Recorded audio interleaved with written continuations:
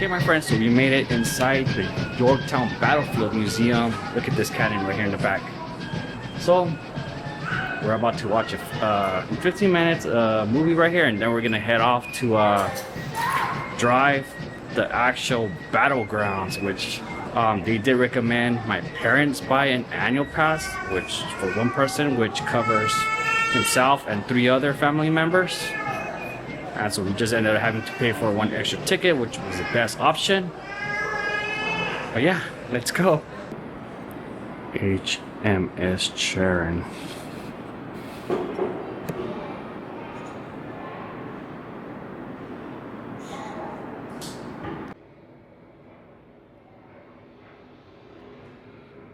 We are inside the ship right here.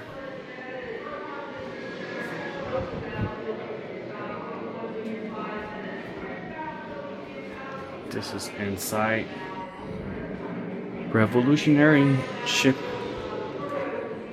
The hammets, the cannons. Gotta watch your head. Got American and French uniforms. There's a display of the surrender.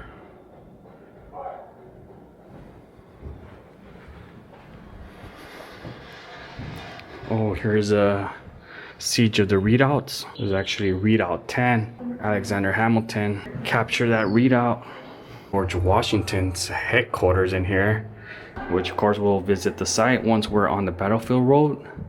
We'll be closing in 3 minutes.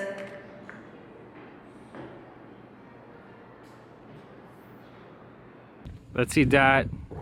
The newest National Park Pass member. Show us your pass.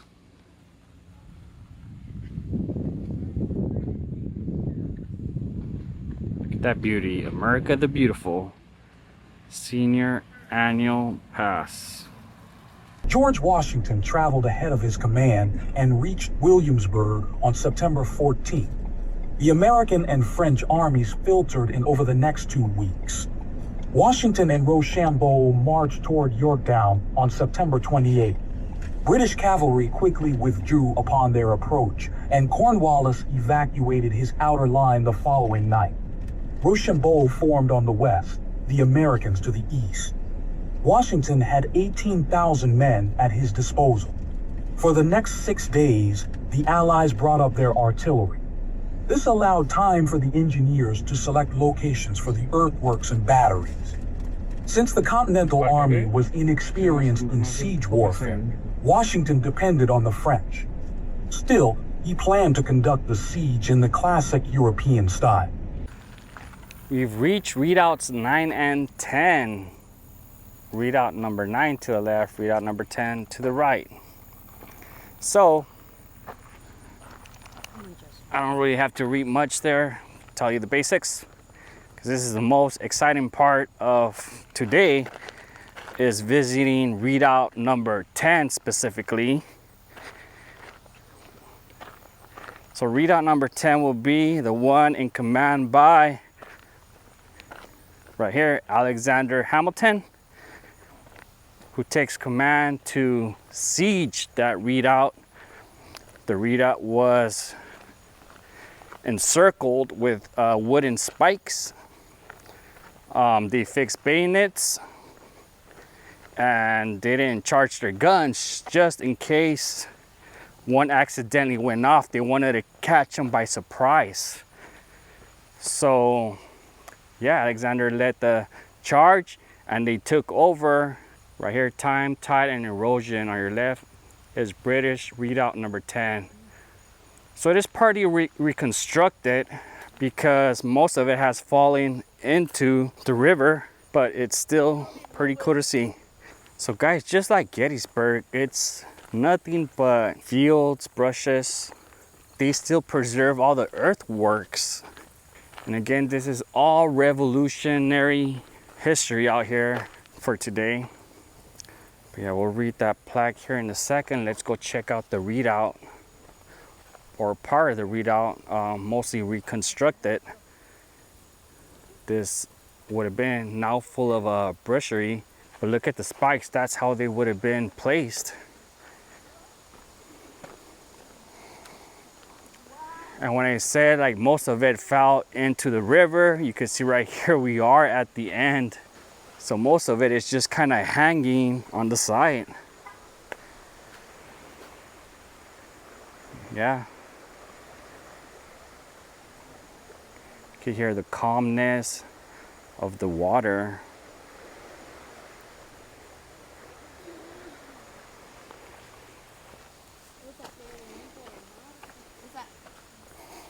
And of course now it's fenced up so people won't do any type of damage.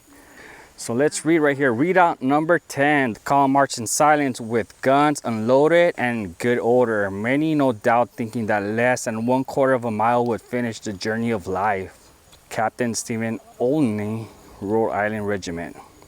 The Marquis de Lafayette selected the light infantry companies from his Continental Army division to carry out American attack on Redoubt 10.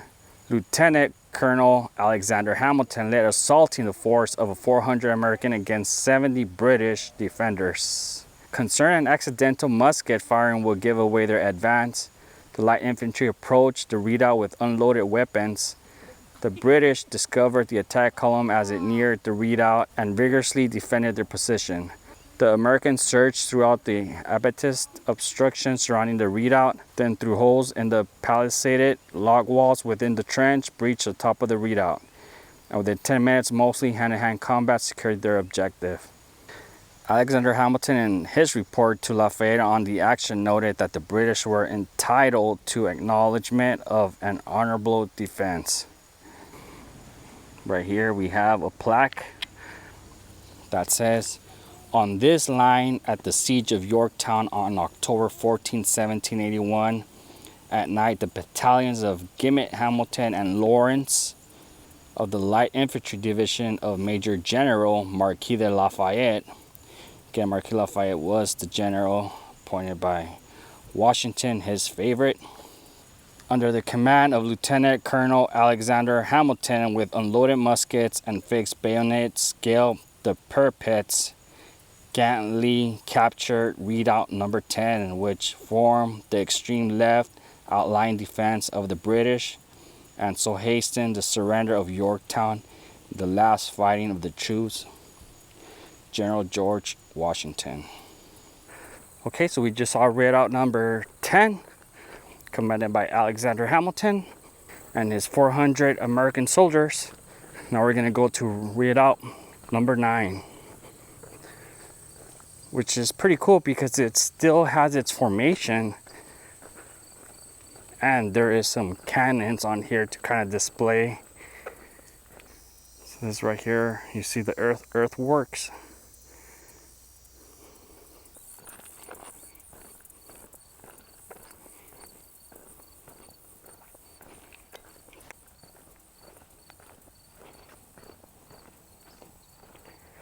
The mosquitoes are starting to come out. Here it is, guys. Redoubt number 9. Except it's all brushed up now. They haven't cleaned here for a while, so I can't really go in there. I know in 2020 when I came in, there was a pathway you could take. I mean, it's still a little bit visible, but I don't really think I want to go through that little pathway to go in there.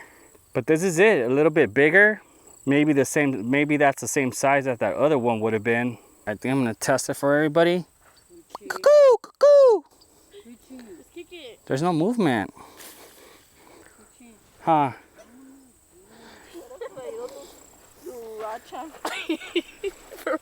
I mean, we could always just go on the other walkway, which I'll probably do. No biggie, there's still sun. Did you hear that? What was that? Stop it! Oh, no, what? Sounded like a monkey. Deer! Where? Over there! You're like, I yelled and they're looking over here now. Nobody, and you guys said they were fake. Mom, I said they were real. And I you said, are believed me. those deer real? And you guys said, no, they're fake. Kind of hidden, see if you could see it. So we're coming to the second plaque for Redoubt 9 in commemoration of the French soldiers and sailors who gave their lives for American freedom. This memorial is erected near the site of Redoubt number 9, second parallel of the trenches of Yorktown captured 14th October 1781. American Legion, Department of Virginia. So I'm already out of breath. And you could still see all the recreated, but you could still see the spikes, the wooden spikes for protection, of course, from the Americans. Once we were inside the redoubt, people of 4 nations were thrown together: Frenchmen, English, Scots, and Germans. Private George Floor, Royal Dukes Ponce Regiment. A trait which characterized the French grenadiers. They charged like lions and lost 1/3 of their men.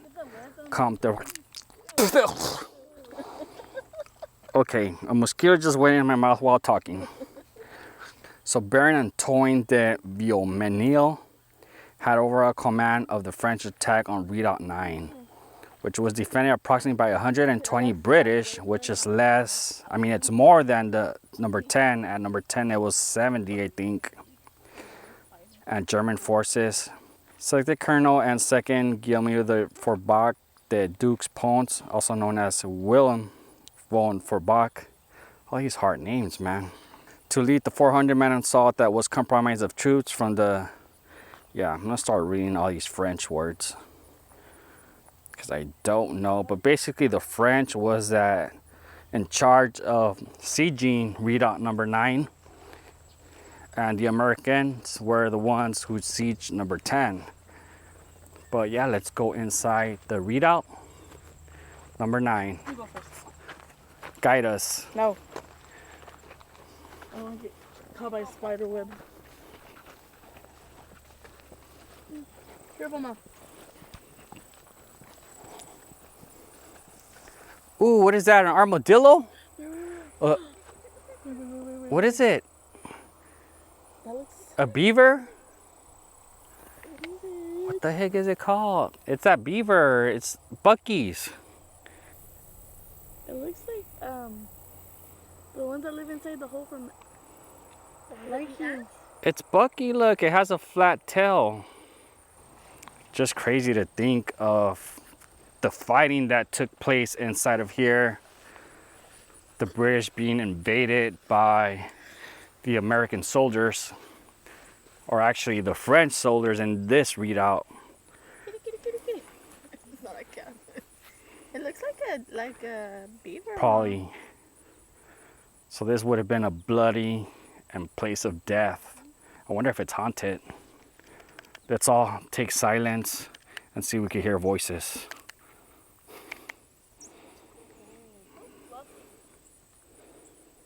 Are you scared, Mom? I just saw Bucky right now. Jasmine, okay. Come on. Right. Come on. No, I went down there. Yeah. Let me jump. Yeah. So probably the coolest things, bugs,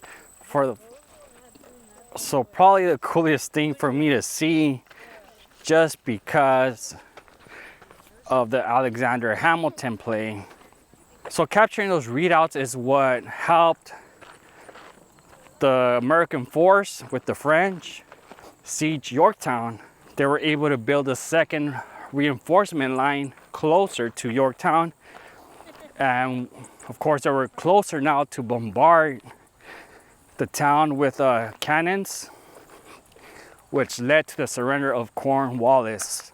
As it said, a drummer boy walked on top of a hill or parapet with the drum sounding, and a soldier right behind him with the white flag, meaning they surrender.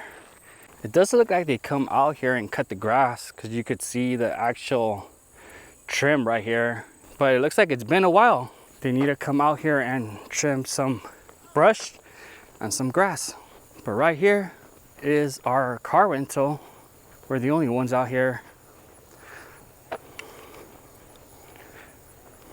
The park does close until sunset, so you're able to be here from sunrise to sunset.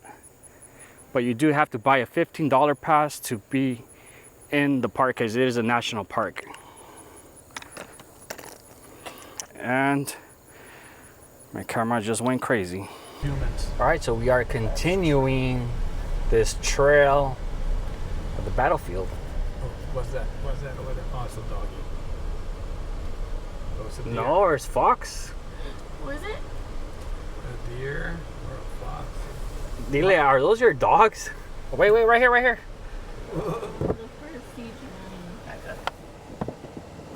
What's this lady doing? What was that? That wasn't her dogs, it was her fox. Look, deer. Oh, that little baby deer. So those were foxes or something. Maybe they were attacking the deer.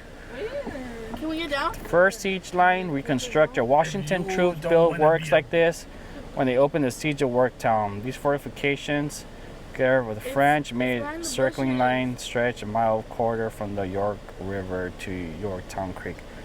Okay, let's go see what's happening. I think the foxes were attacking the deer. I don't want to see. Let me open the window so I could jump in here. My window is open. Oh, where'd they go? Where'd they go? I think they're in the bushes. It's with his neck ripped off right there. Oh, you hear that? Oh, it's on the Let's pasar.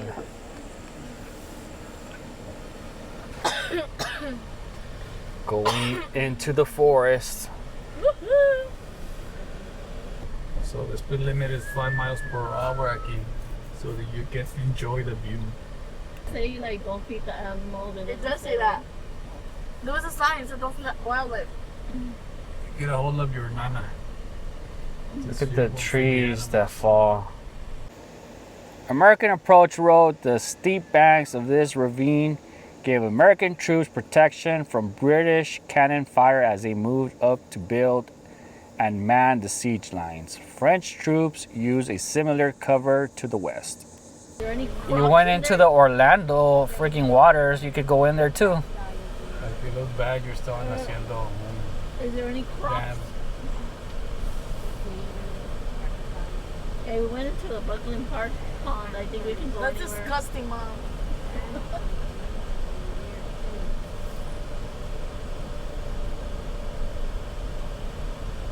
I wonder why they have logs in there. They fall. Caídos, ajá. En los dos lados tienen.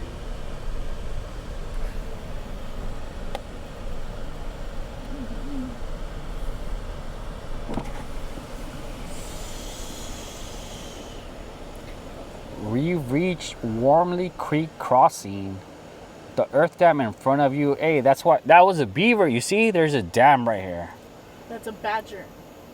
The earth dam in front of you creates Wormley Pond, which existed in 1781 when Augustine Moore operated a grist mill here. American troops marched over the dam regularly as they moved to and from the siege line. So Mr. Moore, we'll go visit his house in a second. Let's go. Honey, that was a badger. This is a pond. This looks like a freaking lake. Oh my god, what is that? Oh, you're gonna cross the bridge. Oh, heck no. I don't want to get on trees in here. Hey, for real? Oh, Mom. Don't freak out, okay? Oh, right here. There's the dam.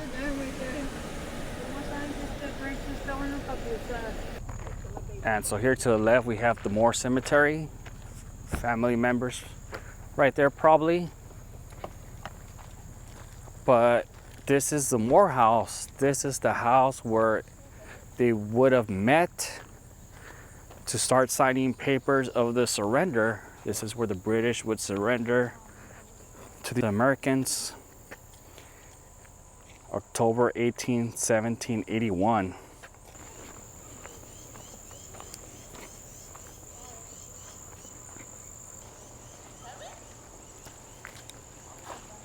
So I wonder if before 5 the door is open for you to visit inside.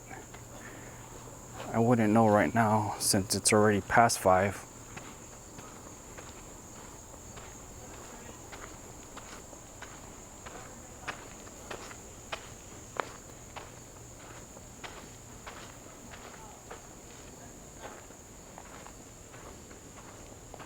And this was the Morehouse.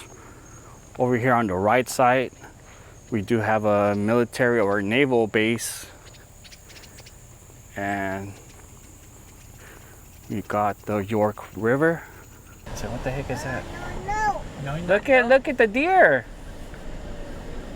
You see the deer? Well, that's pretty big, actually. I don't know, but we're gonna try it out. We're about to go through this little small bridge. Go fast, Dad. You're waiting for it to fall? Yeah. Come on, you guys are afraid or what?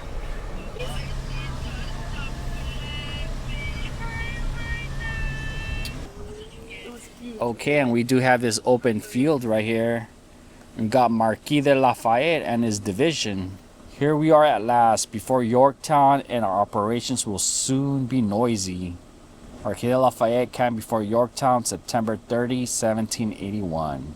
Marquis did have a long name. His long name was Marie Joseph Paul Vest Rogue Gilbert Moutier Marquis de Lafayette. That's a pretty long name. April 1781, with a developing British military campaign in Virginia, Washington sent to Marquis de Lafayette with a detachment of troops to protect the state at age 23. Lafayette was the youngest of the major generals in the Continental Army. Yeah, so Lafayette was given a whole division in the Continental Army here at Yorktown. This is their encampment right here. All right, let's continue. And it does look like we're reaching the surrender field. The place of that famous painting where the British soldiers and German Hessians are being escorted. Okay, so the last stop of this tour on the red section, surrender field. On the 17th, about 10 o'clock, the British raised a white flag on their walls, be it parley on their drums, and the firing ceased on all sides. Then the terms of surrender were agreed on between Washington and Cornwallis. And on the afternoon of the 19th, the British Army marched out on the main road and surrendered prisoners of war. So on October 19, 1781, British troops commanded by Lieutenant General Charles Lord Cornwallis marched from heavily damaged Yorktown and surrendered on this field to the Allied French and the American armies under the command of General George Washington. Cornwallis, pleading illness, did not accompany his men. Okay guys, so this is the surrender site we are approaching. It's an overlook that they've built for you to see the field. It's quiet out here, a little spooky because there's nothing around. Not even a soul.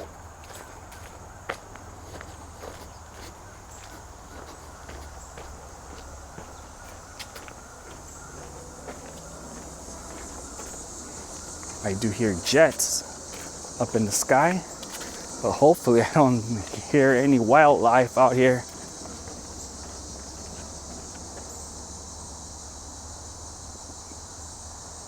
Weirdly, I kind of hear drums. Am I hearing stuff? Oh wow, look at this.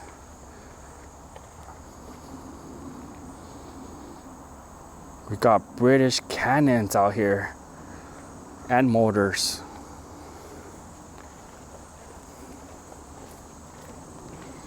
Lieutenant General Charles Lord Cornwallis. I have the mortification to inform Your Excellency that I have been forced to give up the posts of York and Gloucester and to surrender the troops under my command by capitulation on the 19th instant as prisoners of war to the combined forces of America and France. To General Sir Henry Clinton, Commander-in-Chief, British Forces in America, October 20, 1781.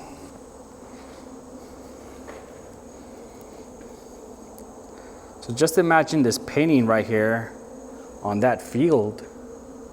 You would have had all the British surrendering to the French and American forces. Does this work? Oh, it works. This is the place. On this field, October 19, 1781, the soldiers of General Charles Lord Cornwallis's army surrendered their arms and regimental flags. The American patriots, with the aid of the French, had won their independence. And this is where it had ended. Within 25 miles of Jamestown, the first permanent English settlement in America. On this field, it might be said, the United States of America was born.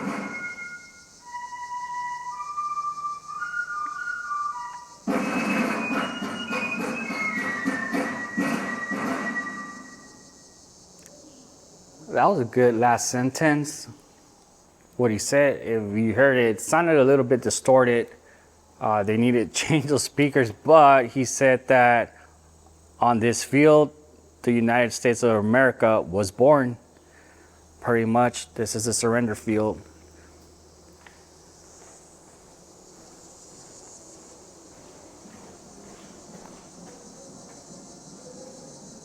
We do have one more here, General George Washington.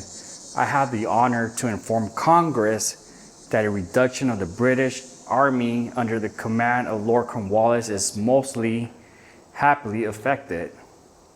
To the President of the Continental Congress, October 19, 1781.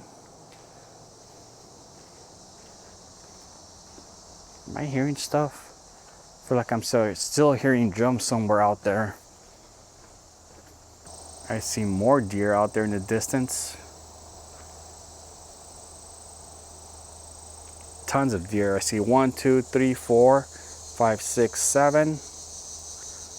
Whole lot of deer. So we got trophies of war right here. This would have been captured cannons and mortars right here, the smaller ones.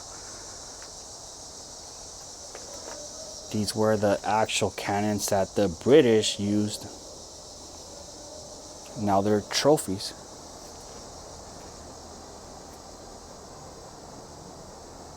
I wonder if that's coming from the Navy base. Like they're doing some kind of a demonstration or practicing. But I could hear drums and trumpets.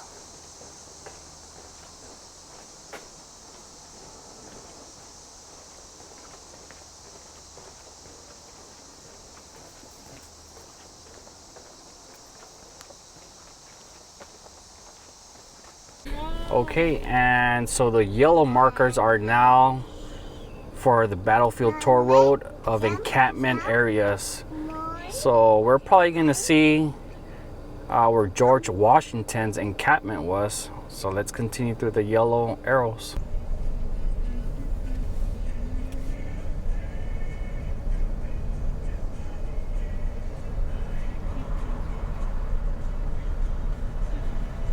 And here we have headquarters site of Henry Knox. Knox's able direction of the assembly and deployment of artillery in the siege was a key element in the success of the Allied armies. He saw the resultant victory, as he related in a note to his wife, as a great moment for America. Oh, spider!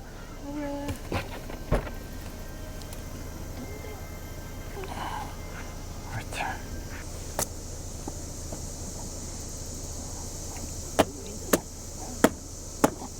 A scary looking spider.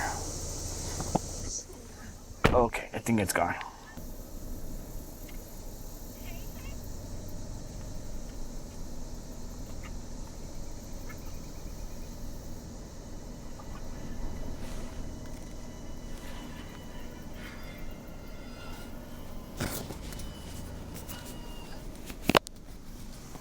Oh, I can't capture the nature sounds.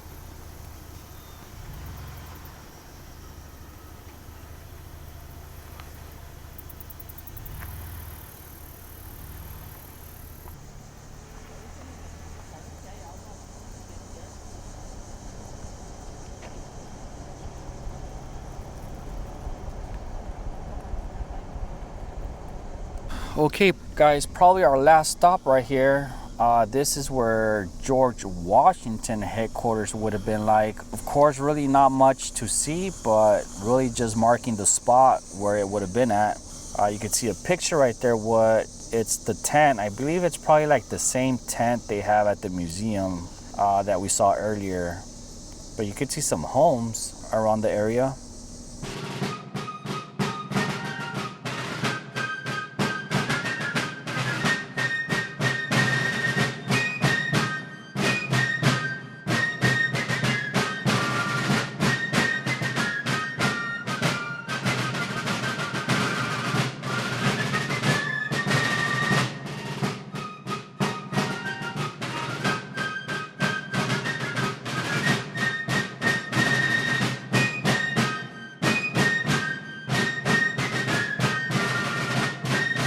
Alright, so the lights from the car has turned on, so that means let's get out of here.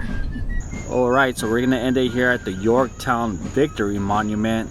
This is the end of the tour. Now we're gonna head off to Yorktown, the town, and see if we could find any place to eat some food. Because it is my dad's birthday.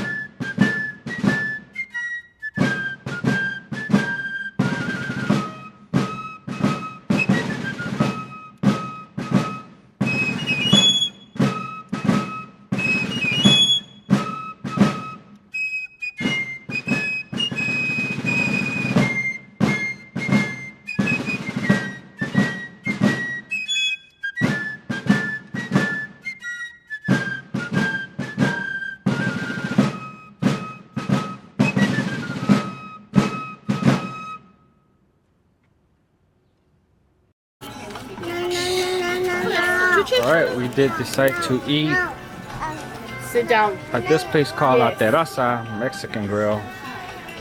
Got our chips. We get some avocado. Oh yeah, we're gonna eat good today. Celebrating your dad. We're waiting on our horchatas. But yeah, we're here to celebrate my dad's birthday. Yes, accepting donations. Accepting donations. It says he celebrates 2 birthdays. Got the devil baby right here. Yeah, I'm talking about you. What's that movie you were talking about? Oh, I just broke my. Rosemary's baby. Rosemary's baby. Ano ba digiri? Sabes que si cuida ka. Hey, look at. I think it was that last drink that we got. Always the last one.